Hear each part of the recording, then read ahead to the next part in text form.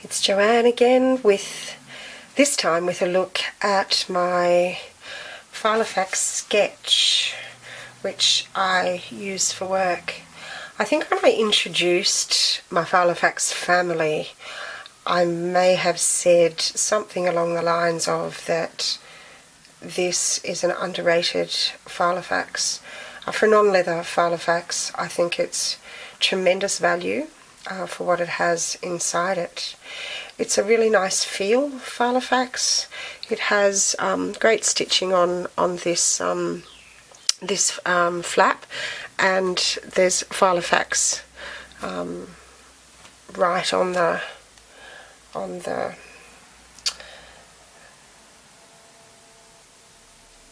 front. It has a nice little trim here, and at the back it's got this great little flap, which I think is tremendous.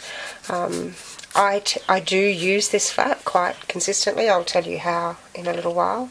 And of course on the side it has the usual Filofax emblem.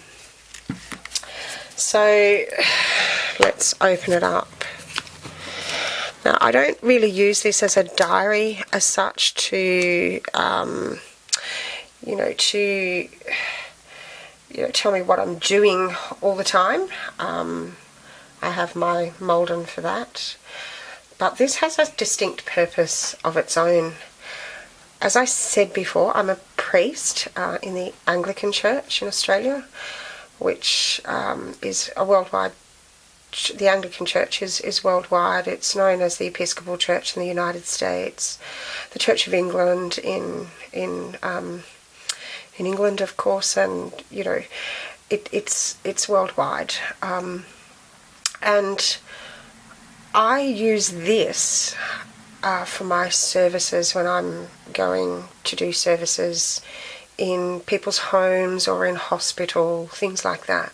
So if somebody's going in for an operation and they want a little anointing and a little bit of reassurance with prayer before they go in for that operation, I offer that.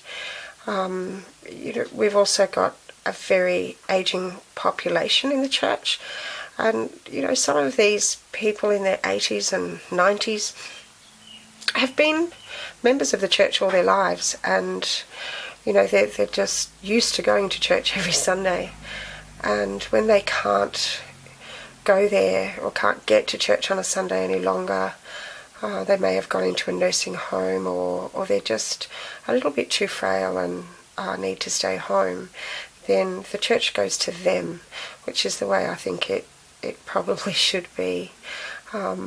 So I do a few aged people I visit regularly, or try to visit regularly. I've also got lay people that do that for me because I don't often get time to do everything that I'd like to do. I've got lots of other kind of responsibilities as well. People just think we only work on Sundays, but I've actually got news for anyone who does think that. I do work a 6-day week, so my only day off is on a Monday, and my days can be anything up to, I can start at 8 o'clock in the morning and not finish until sometimes 11 o'clock at night. So, some days can be very, very long days. I use the diary section only just to list people that I am going to see, so that I guess it's a good record for me to look back on to see when I actually saw somebody last, or when I took communion to somebody last. I'll know who they are. Anyone that I need to sort of slot in for the week, I'll put in on the Monday, which is my day off, so that I know if it's there. I just need to slot them in. So that's all I use this diary for, just to keep a note of who I take communion to.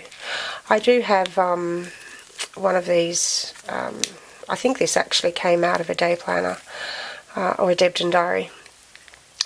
It's just got a little bit of money inside this envelope. Quite often if I'm going into one of the hospitals and, you know, I've sort of been there for a while and I just need a cup of coffee or something light to eat, or maybe even just a mint to freshen my mouth, I've just got a little bit of money that, you know, because usually I'm only just taking this and my car keys and maybe my glasses, obviously. Then I've got these tabs that I've made myself, or dividers that I made myself, and I've actually got my services all here. In the church we've got little books that, you know, they're just too unwieldy, and quite often I found I would take a particular service, say I was told that somebody is dying, and I get there and you pretty much know that, you know, they're actually quite a way away from that, and it's probably not as appropriate to do the service that I have with me. So at least this way I've got all my services together, and I know that I'm prepared for anything that I may have. So I've listed this into just standard services of Holy Communion. Then I've got services for the sick, so if somebody wants anointing or any sort of special prayer facing an operation or for healing, something like that. I've got ministry with the dying, and we've only got the one service. If quite often I'm called and somebody already has died, so I adjust this to suit that purpose. Then I have additional prayers. Quite often if I'm just sitting with somebody, you know, we've been chatting and they might have expressed a few concerns about certain things, I can actually sit with them, open up to a particular prayer, and we can say it together, and then people feel as though they've actually helped say the prayer. They're participating in that rather than being passive. So that I find is quite helpful. So yeah, I've got other services that I don't have in here at the moment that I've listed up.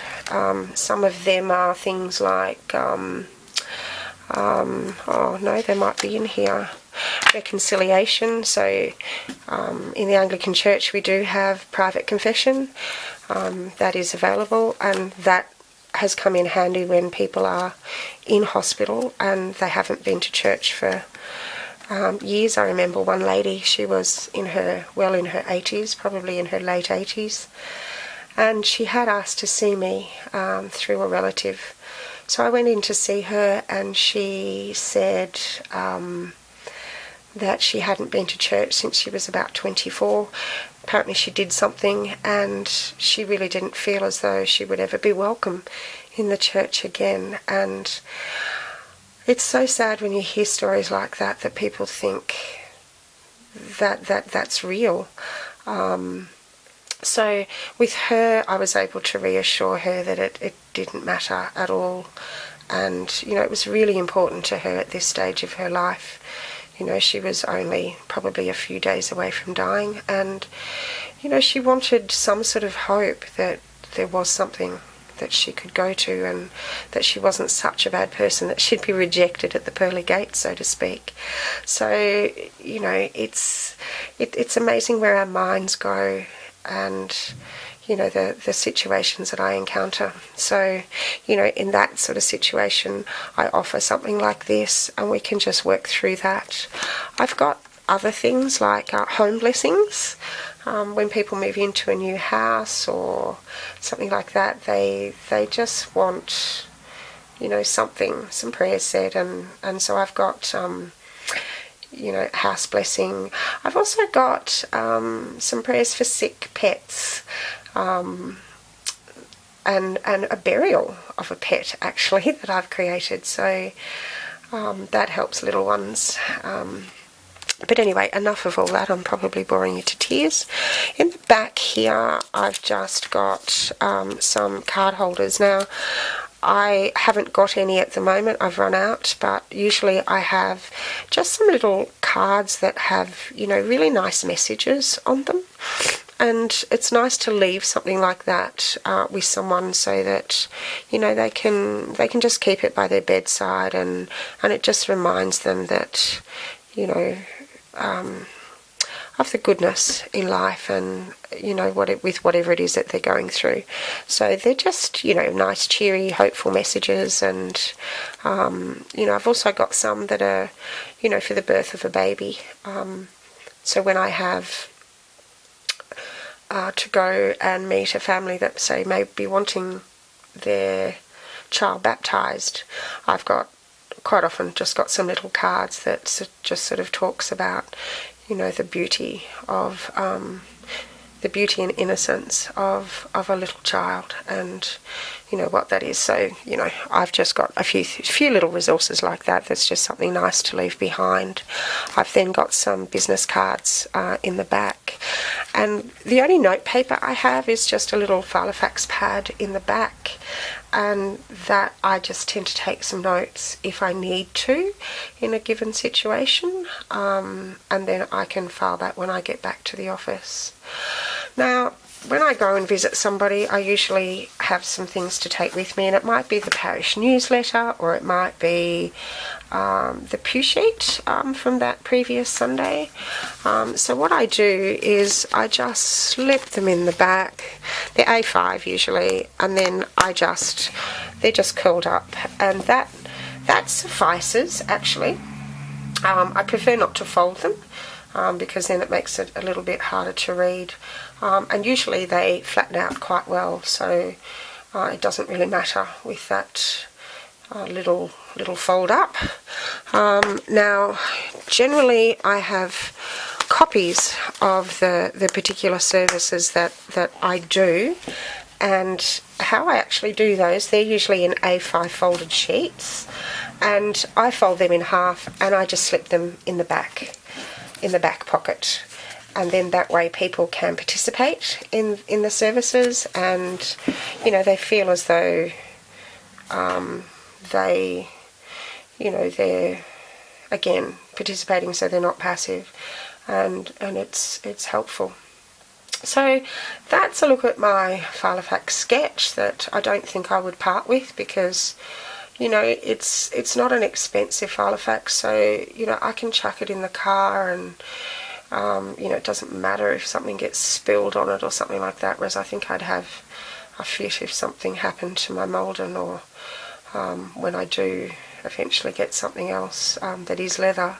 This is very versatile, and I don't mind the fabric feel of it. I think it's a really well made Filofax. It's nice design, and I'd certainly buy, I think I would even buy an A5 in that, because as in the cheaper end, I actually prefer it to the Domino or the certainly the Metropole.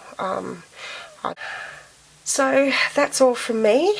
I'll be back at some stage. I better go and do some work now, but I'll be back at some stage with a look at my mini Malden, which I use for my car, and but don't hold your breath, because I'll probably be a little while getting that one done.